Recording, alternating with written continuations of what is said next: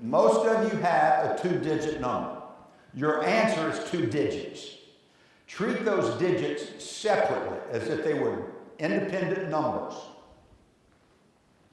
Add those 2 numbers together, you'll get another number. Add these 2 numbers together, you'll get another number. Most of you, not every, most of you have a single-digit number. From that number, subtract 5, and you'll get the last number. Now here's the hard part. I want you to take the numeric and equate it to the alpha. Now in Louisiana, we have 26 letters in the alphabet. 1 through 26. So if your number down there were 1, you would equate it to A, 2, B, 3, C, 4, D, all the way down. You now have a letter. You now have a letter. Think of a country that begins with that letter. Think of a country that begins with that letter, and if you can, write the country's name down. Think of a country that begins with that letter, write the country's name down. Take the second letter of the country's name, take the second letter of the country's name. Think of a large land animal that begins with that letter. Think of a large land animal that begins with the second letter of the country's name. What color do you normally associate with that land animal? Guys, I promise you, there are no gray elephants in Denmark. How many got gray elephants? How many got, raise your hand if you got gray elephants in Denmark. Raise your hand if you didn't get gray elephants in Denmark. Okay, here's the deal. Sometimes it doesn't work. But I've got a process. I have confidence in my process. Can I be a D, an I, or an S, or a C for this process to work? Yes.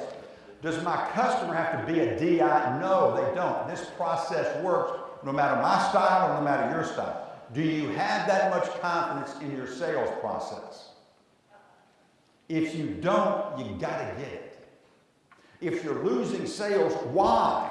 Why am I losing? What did I miss? What did I skip? Do I have a step? They said this, maybe it was the wrong time to say that. I was trying to close and they weren't ready for me to close. They were trying to buy and I wasn't ready for them to buy. Where in the process did I break down? Process takes pressure off the person.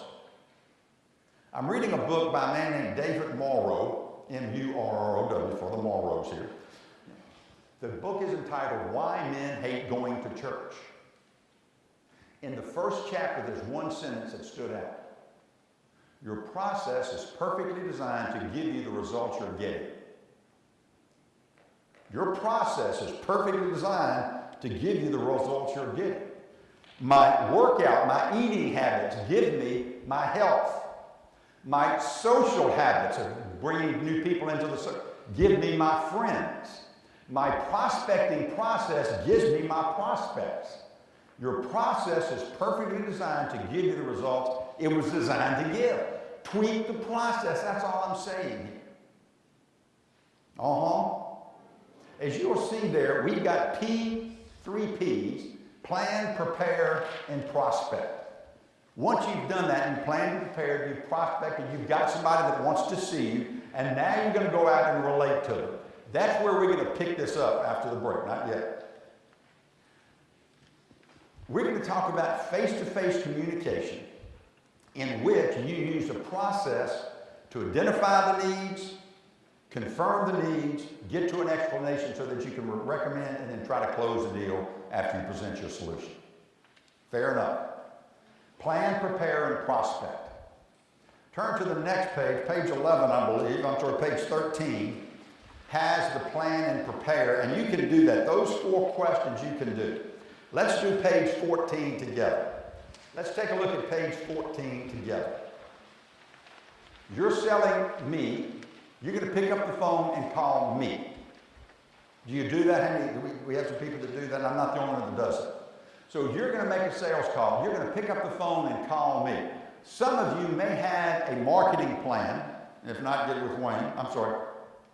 Get it with Tammy, because Wayne has no idea what he's doing. Jessica may, but Wayne has no. But find out how to draw people in where they pick up the phone and call you. That's what you want to have happen. But if you've got to initiate a call, that's cold call, and that's tough. So you're going to pick up the phone and you're going to call Bryan Flanagan and you're going to say what? Hi there, hello, I'm, and you're going to give me your name, right? This means yes? Okay. Hello, I'm with. You're going to tell them who you're with? Bryan Flanagan with the Ziglar Corporation, Dallas, Texas. Okay. Then what are you going to tell them? The purpose of my call? What I'd like to do? What are you going to tell them? Ask me a question. What kind of question? Have you heard of the Ziglar Corporation before? Not, do you know of Zig? Because he will say yes, and he may not know nothing. How much do you know about Zig?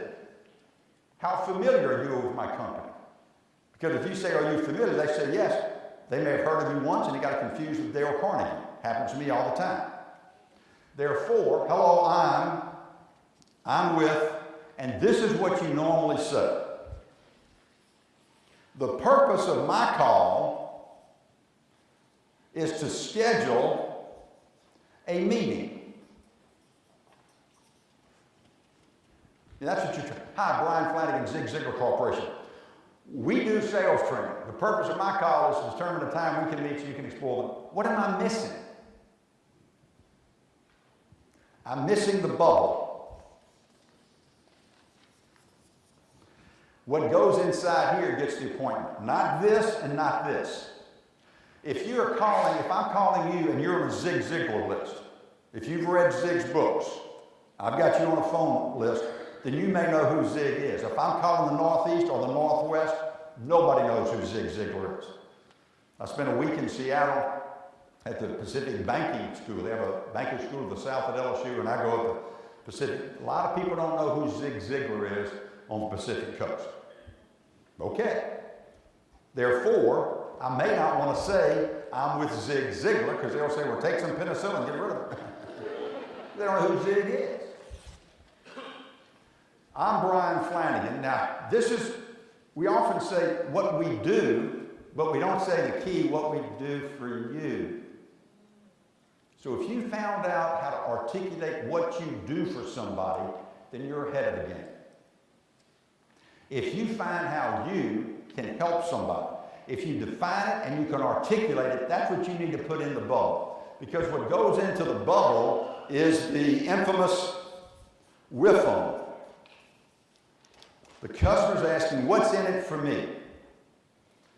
So, Leanne, where'd you go, Leanne, right there? Say, Dave Keeler wrote me a letter in 2004. Dave Keeler owned an insurance agency, or was a marketing director, CEO of a marketing arm of an insurance company. And he said that because of our first year, because of our program, he retained insurance agents, independent, straight commission insurance, 91% of their first year agents. That's unheard of. So the agents he put through, the first year agents he put through this course, after a year, 91% was still there. So I'm calling people, and I'm Bryan Flanagan. If you knew who Ziglar was, I'm with the Ziglar Corporation. We've recently helped a general agent such as yourself as to retain as much as 50% of his first year agents. Now that's the with them for him. There's a percentage in it. I've said he's a general agent, and I said first year, and everybody is clamoring to keep first year agents because you invest so much in it. I'm thinking that's a general benefit. I don't know the guy well enough to do a specific benefit, so it's an overall benefit. Recently, we've helped a general agent such as yourself to maintain as much as 50% of his first year agents. The purpose of my call is to schedule some time so we can explore the benefits you could receive. When would be a good time to meet? I can use that on a voicemail, I can use that on an email, I can use that face-to-face when I walk in unannounced or call unannounced. What is your with them? What is a compelling reason for you to meet with someone? That's what we're trying to find out. What's the compelling reason for you as a prospect to meet with me, the salesperson? If I understand what that compelling reason is and I can articulate it, then my chances go up. But if I'm like everybody else, hey, I'm selling sales training, when can we talk?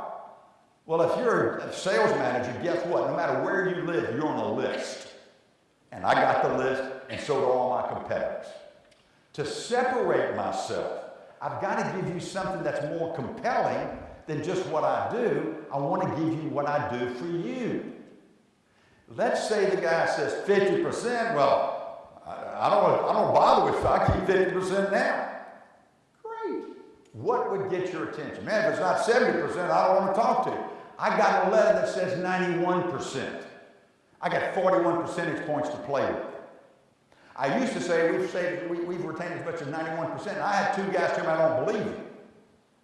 I had to shorten that to fit as much as 50%. Because some of these guys said that's unheard of. Well, I've got their attention, but I didn't get the appointment.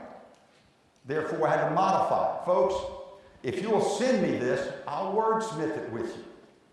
Now, look, it's self-interest on my part. I'm trying to steal from it. You steal from one,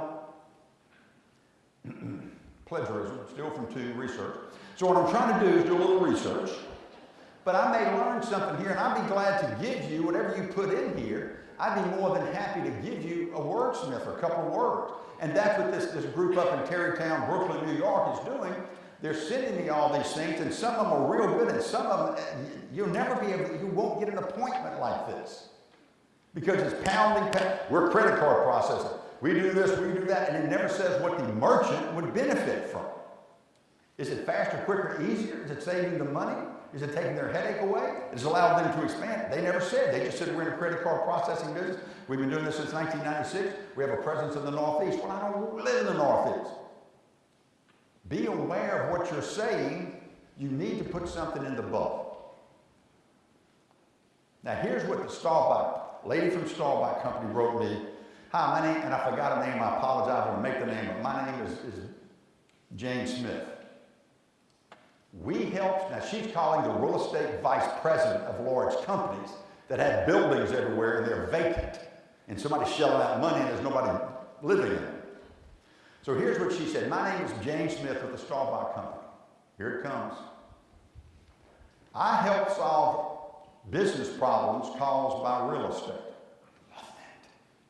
I help solve, great word, solve. I help solve business problems caused by blank, real estate. The purpose of my call is to set some time aside where we can investigate how you could benefit. But I like what she said. We help solve business problems. The guy's the vice president of real estate. Caused by you. Caused by real estate. That's a strong statement. That's as strong as I've stolen. You steal it. Just say Jane Smith and you'll be okay. See, the reason I give her credit, it's the right thing to do. Second, it's shown I've done my research. And third, if it doesn't work, I can blame her. So what you have here is a way to get more appointments. This is going to give you more appointments. Bryan Flanagan, we do this. Bryan Flanagan, our customers receive this benefit. When can we speak? That's going to give you more appointments than just saying what you do. Fair enough? All right, we're going to go to break, not yet. A couple of you asked about this. I didn't do a good job of explaining because we wanted to go to lunch. I'm going to do this explaining one more time.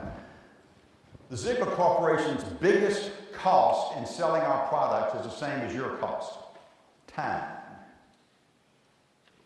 So if we can make you an offer today and we can save time and you can save money, that's what this offer is. So that's why we're making the offer. And obviously you